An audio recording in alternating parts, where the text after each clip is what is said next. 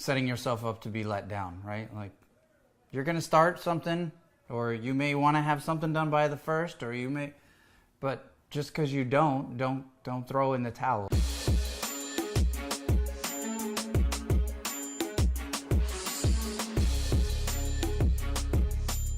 All right, what's up, everybody? Welcome to the show and Happy New Year. Happy New Year. Our topic is all about naturally setting goals, being on the same page. But the non-fluffy style, like the in-your-face style. Sam's always in your face. We're going to get all up in the face.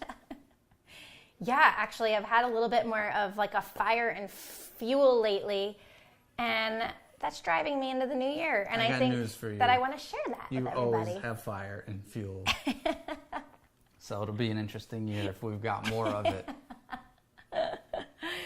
That's a good thing. I like that.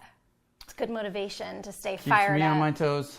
I actually noticed that I perform a lot better when I get mad about things than like when it's all fluffy anyway. Like I like all the good feeler gooders, but I like just a good swift kick in the ass when I need it. So that's where I'm at. And I think with the kids being home for winter break, like be prepared for some interruptions this week. Yeah, possible interruptions. Hopefully we have it under control here. But like it's like nearly impossible to get anything really significant done work-wise when the kids are home. Like it's just crazy impossible. So I got a little bit more fuel and fire in me because I have not done much productive things for the business. I've done lots of things for the house and the family and the home. But I am craving some business time. I'm craving for them to be a little bit older so they can be more helpful. I think you're always going to say that, though, because you've been saying that since they were born. Cool. And they're super helpful.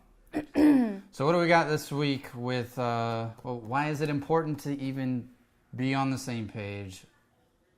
Why can't I just go set all the business goals and you set the house stuff and we just... Well, don't make me look like some little pretty housewife that just sits around all day. Like, I do stuff in the business too, but most of my priorities and focus is in the home where yours is in the business. So I get what you're saying, but I just want to clarify.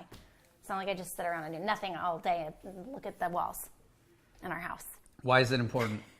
Why is it important for us to do that together? Well, it's important for us to do that together because Brandon would just think I was a housewife that sat around all day, but... I wouldn't be mad.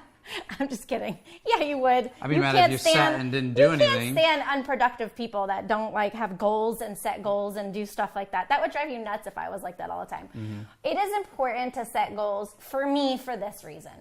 When Brandon and I are not on the same page about goal planning and doing these things together, it actually drives a wedge in our relationship. And so I can only assume, because I've heard this with other people, other couples want to talk to us about how do you guys work together? How do you guys make things work all the time? And my answer always back to them is when I'm asking questions, how often do you sit down and talk with your significant other or your spouse about life, what you guys have going on? What are your roles and responsibilities in the house? And then I'll always ask, well, do you guys sit down and make plans and set goals together in the business and the home?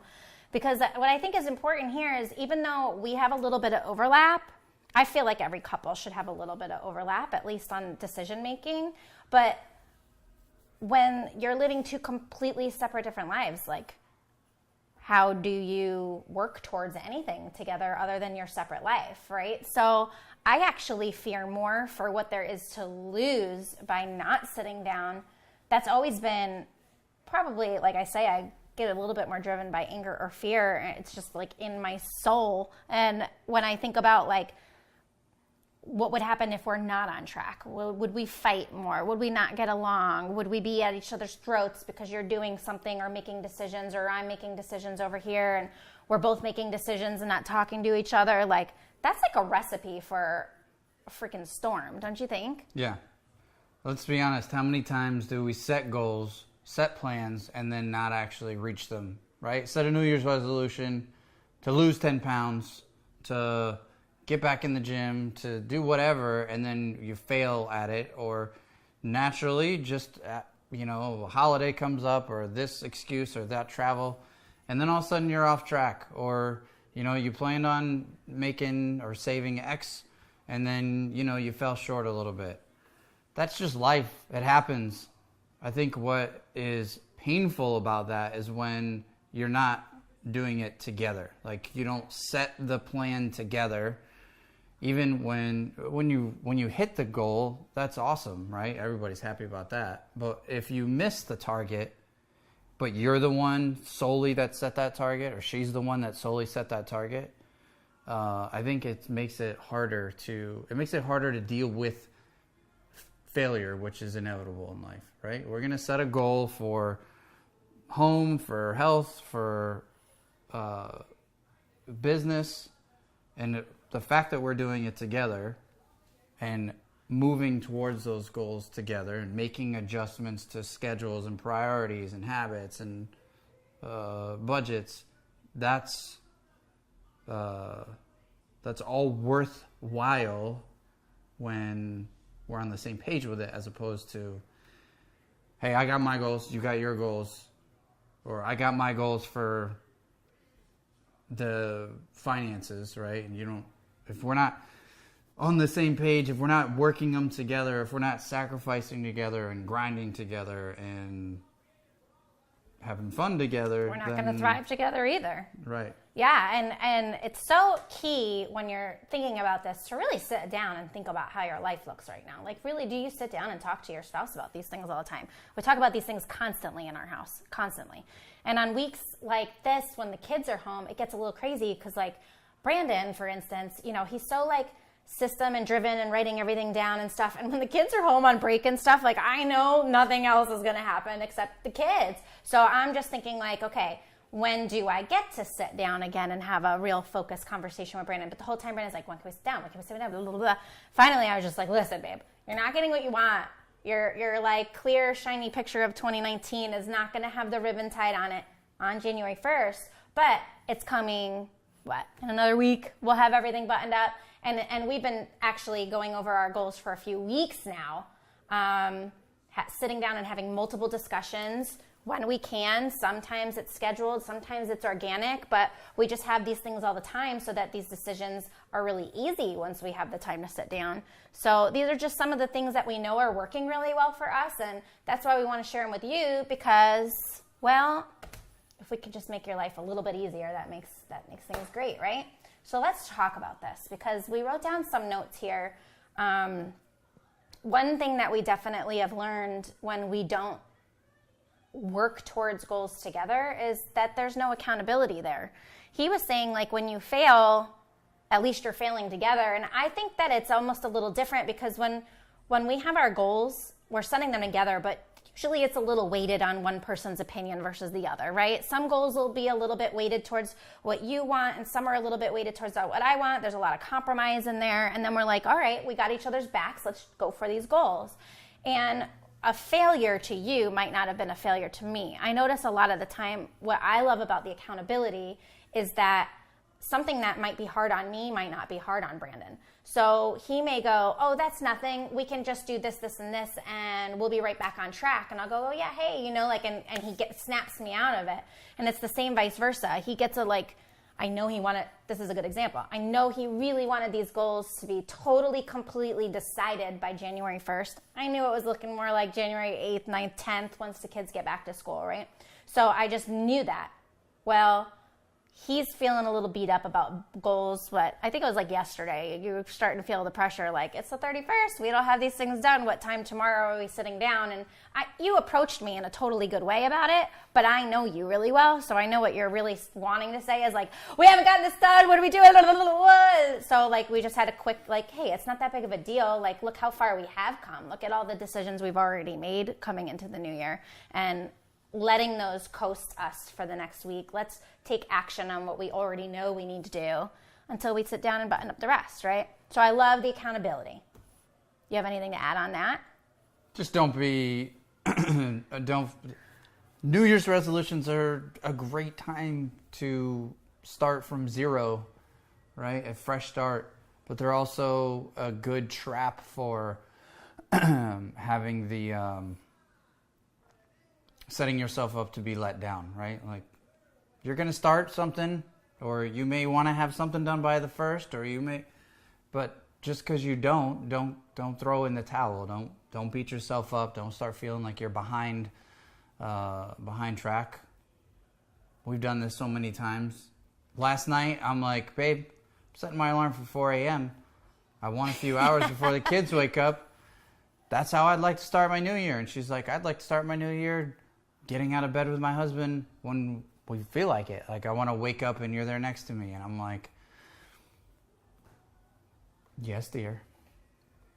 Whatever. It is what it is. I'll do it tomorrow. It's not like... And I'm going to get up at 4 tomorrow, so that's it. It's not like we're here. There's a clock that's going to put me that far behind because I didn't do it one day or 1 week or whatever. I think a real life scenario, a little bit more than just waking up at 4 or not waking up at 4, although that's a real thing. I mean, we started doing all this stuff. We started these goals a few weeks back, right? We've been getting up at 4 for weeks now. So I was just going, you know what? I don't want to start my year off with rules. I just want to start getting up, doing it. I've always been free-spirited, so naturally I would probably be like that. Now I'm ready to get going now, right? I'm up. We're going.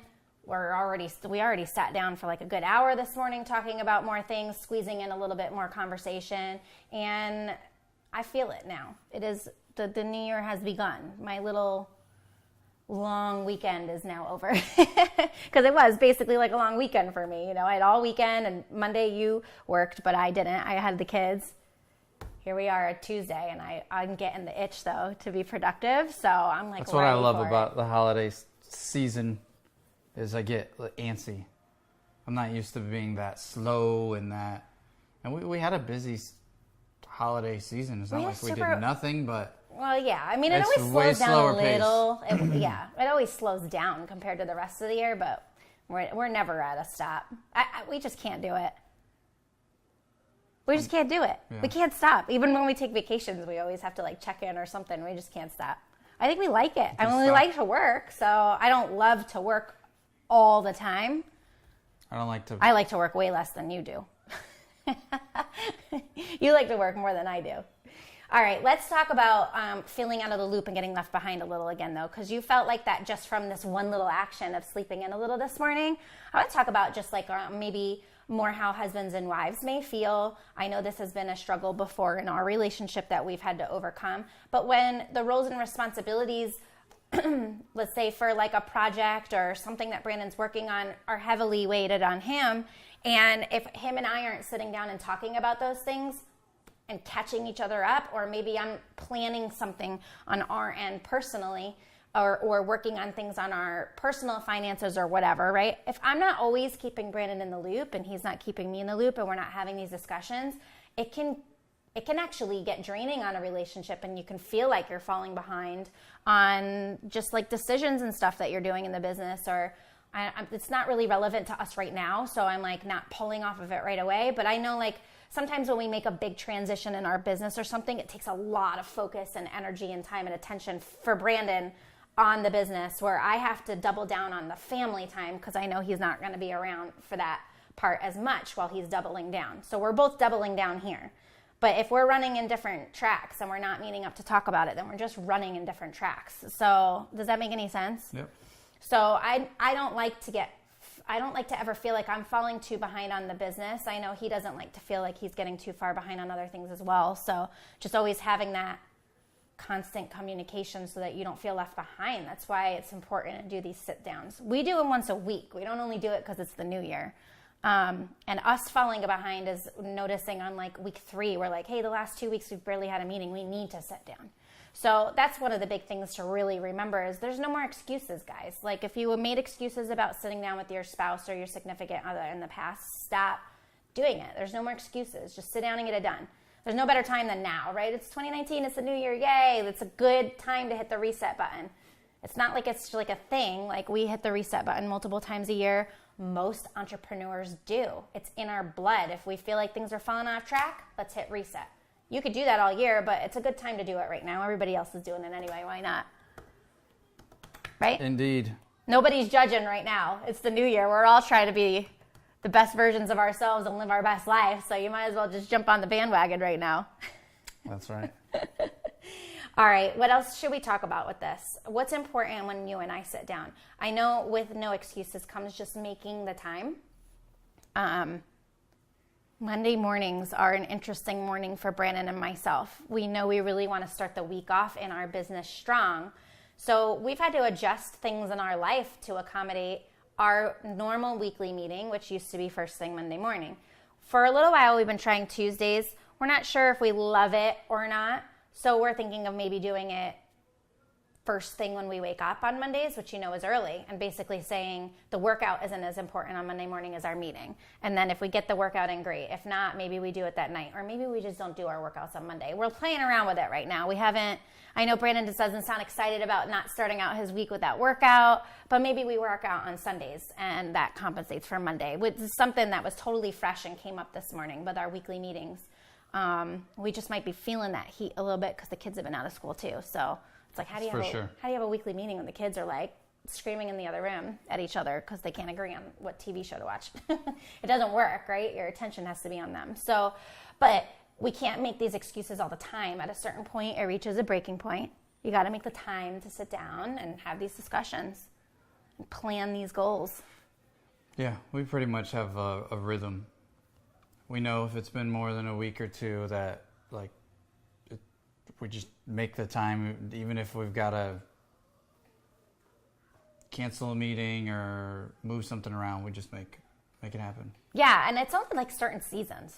Like there's seasons when the kids are in school, business is busy as always, but it's like, okay, we're in a groove and we know basically every week we can consistently rely on it. When things like hiccups like winter break pops in, or the kids are home from school sick, it's like, whoa, those are things that are not part of our routine, and we have to adjust to those things, you know what I mean? As does everybody. But that's an important thing that we were talking about right before we started this podcast. They said, I think the thing that makes this most interesting is the couples that will use these interruptions in life to never sit down. They just never sit down and have these conversations. We didn't start 6 months ago, so we're not going to start now. Or I'm too busy in work, so I'm just too busy. Well, no, you got to make the time to do it and stop making the excuses, right? It's huge. And one thing that we do is we don't stop. We never stop. We just know that this has to get done. This is a top priority in our marriage. This is something that's going to help us go the long run, is constantly keeping each other informed on what's going on, working together as a team, setting these goals, and working towards our end vision, which does include each other. So if it's going to include each other down the long run, it should include each other now, right?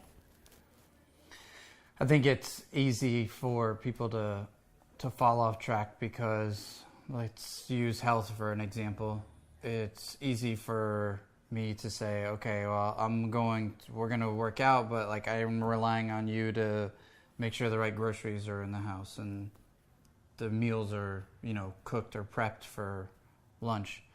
And if we don't stay in constant communication, when we fall off track, we have a bad week or something. If we haven't had that meeting and had a chance to sync back up, it's easy to be like, well, basically, all right, I'm already off track because you didn't do your part, or because you know what I mean? There will be excuses because we're not on the same team.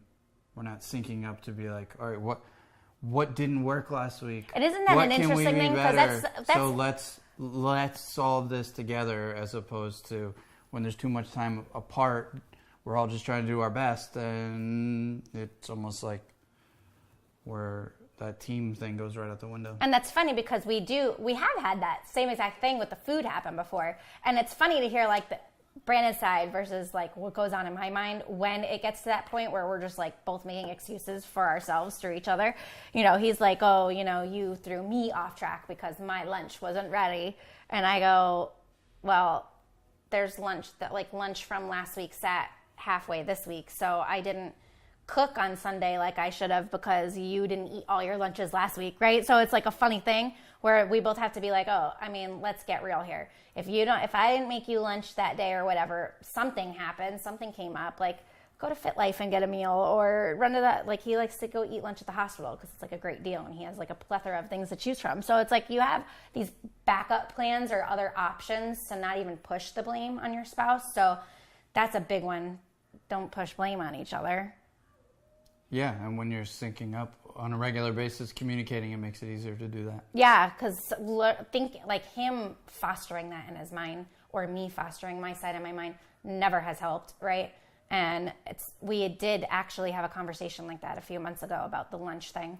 And it was like, oh, well, we both have our version of the side, and somewhere in there is the truth. So the reality is, okay, if there's lunch left in the fridge, it's probably going to sit there, and you're going to assume half the week you're not going to have lunch next week, or I'll just get better, whatever. We'll figure it out, right? And we laugh it off or whatever. But it's interesting. Those things happen all the time in relationships. And it's like, who are the people that are going to take those instances and turn them around to a positive and get back on track and start focusing on the goal again, which was not who didn't make lunch or who didn't eat their lunch, right? It's, we want to be healthy, so what are we doing to stay healthy? Which was the actual goal, which we figured out and got back on track with, right? That's like almost a real-time thing. I mean, it's not an immediate problem in the house, but it was just a few months ago, the whole lunch thing. Anyway, we've definitely shared this like 100,000 times, but we whiteboard everything out. If you don't have a whiteboard, write it down. Now we're doing things on our iPads, since we love our iPads so much, but we have to write down everything that we want. It doesn't mean that we get everything we want right when we want it, but we write it down. Our goals vary a little bit from Brandon to mine, and there's a lot of compromise in between, and they're still going after things that he just totally wants that I'll support, and vice versa. So writing those things down actually, for me, creates a bond with me and Brandon. At the very least, you both feel heard. You know what I mean? Yeah, like, I do. I know what's exactly on what your you're talking mind? about. What do you want? I'm not saying we're going to, you want this, I want this, I want this. You're concerned about this, you're concerned about that. You don't like this, you don't like that. Like, when you get it all out on the whiteboard, it makes it a lot easier before you've done any action outside of that. Yeah. I feel like, okay, at least that's on the table. Yeah. She knows that. He knows that. And whether it's this meeting or the next meeting or, the quarterly meeting or the retreat, like, when we have time, these things will be chipped away at and addressed. Yeah, and then there's we always have like a big, what do you call it? A big, hairy, audacious target or something you call it? Hairy, audacious goal. Goal, target, same thing. Hairy, audacious just sounds weird to me. But yes, what's that big, enticing thing that you guys are working for together? This one can be a little bit of a hybrid, and usually needs to be a hybrid, because something Brandon really wants probably is not something I really want, right? So it may be what's something we've done in the past. We've wanted to have a certain crazy amount of savings in our bank account, which is usually like a goal Brandon wants. I want to see like whatever in our savings account by the end of the year. And I'll go, wow, that's pretty big. Okay, let's talk about how we plan on getting there and what does this look like? But that's not really what's exciting to me. So like, what's one thing that can be really exciting for me when we're hitting this goal? Like, maybe we hit that goal, but we took like $5,000 of it for a vacation, because that's like really exciting to me to work towards, or you know what I mean? So it's like finding that little bit of balance in there and then smushing that together and calling it like your big goal together, not just your goal. But that one's huge for us. We still are lining that up a little bit. We're getting there. We've worked out a lot of like the little details, funny enough, and we usually like to start with the end goal and work backwards. And it's been a little bit the opposite this time around, because we've been just compiling information to make that one big decision, but we're like there. So I think that's another reason you're so antsy to sit down, and I'm excited to sit down to have that. We have some things, but it's like one really big one we haven't quite nailed down yet. What is it going to be? Can you hear the kids? They're starting to get bad, so we're going to have to start talking faster. All right. Compromise and prioritize. This is the last one, and we got to go. We can always do a part 1 and part 2. Compromise and prioritize. We just talked about compromise, but make sure once you guys write down these goals together that you're prioritizing them. Hey guys, we're almost done, okay? Remember to be good. You get a treat. Treats work. Sometimes. We'll see if it works today. Okay, so prioritizing. This one you're like huge on. You're huge on prioritizing. I mean, on a daily basis, you prioritize your life. So do you want to hit on that at all? Nope. I'll just add to what I said earlier. Is once we put everything on the whiteboard, it just makes it a lot easier to. We have a limited amount of time, energy, and money to do things. So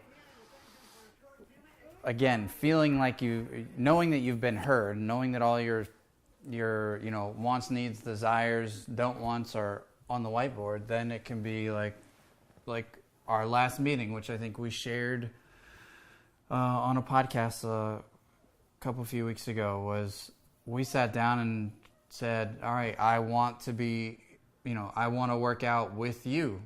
That was one of the things that we wanted to change. Well, Sam doesn't, I want to wake up at 3 o'clock in the morning, 4 o'clock in the morning, so I have that time. Well, she didn't want to wake up necessarily early with me if she had her choice, but she also didn't want to work out alone.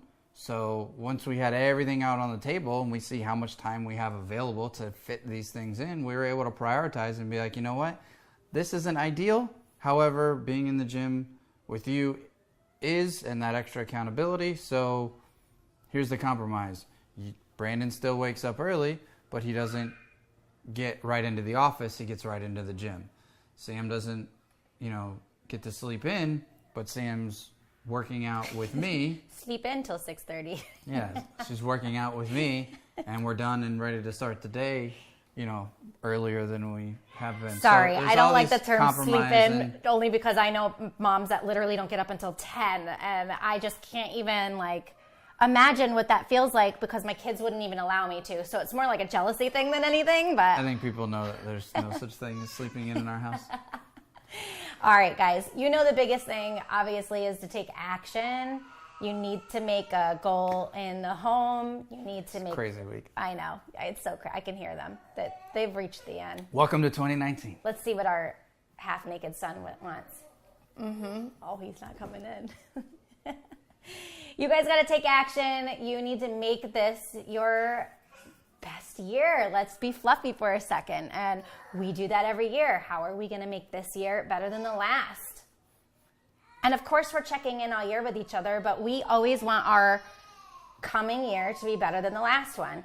We need to start by making these babies happy. Yeah. No, really, Just guys. like this episode and this week with the kids home. After 2 weeks, God help us.